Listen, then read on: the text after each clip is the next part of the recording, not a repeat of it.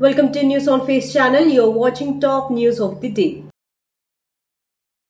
In Noida, shocking details have emerged in the death of 28-year-old lady Nikki Bati. Police say Nikki was set on fire by her husband Vipin after an argument over reopening a beauty parlor with her sister.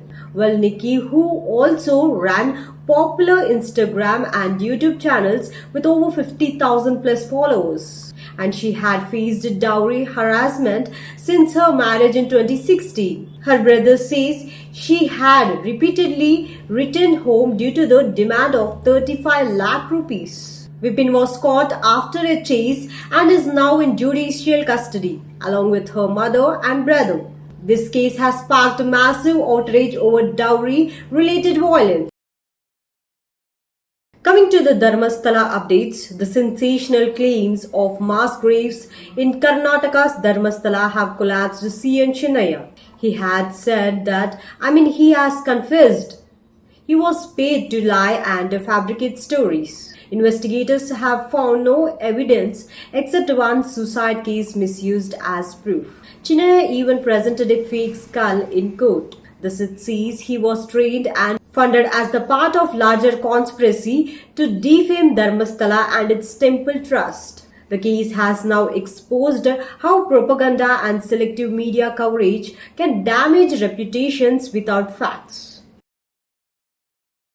Another horrific crime from Hyderabad. Police say 27-year-old Mahinder Reddy murdered his 21-year-old wife Swati, who was 5 months pregnant, after frequent quarrels. He chopped her body, stuffed the parts into the bag and dumped them in a river. Shockingly, CCTV footage showed him leaving home carrying the bags. Police has arrested him and are continuing to search the river for missing remains. The murder has triggered outrage and deep concern over raising domestic violence cases. Welcome to the political news. Union Home Minister Amit Shah has hit out at Delhi Chief Minister Arvind Kejriwal, saying he should have resigned when he was jailed.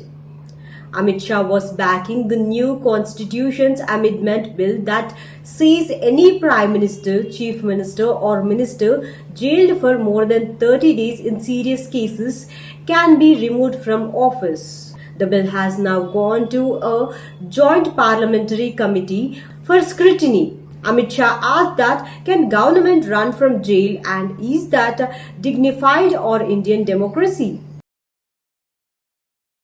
India has successfully tested its first integrated air defense weapon system, a big step towards Mission Sudarshan Chakra 2035. The system developed by DRDO combines surface-to-air very short-range missiles and even a laser-based directed energy weapon. During test of Odisha's coast, it destroyed multiple drone and UAV targets. Defense Minister Rajnath Singh called it proof of India's multi-layered air defense capability, while DRDO Chief Dr. Shamir congratulated scientists. This marks a major step in India's journey towards a self-reliant defense shield.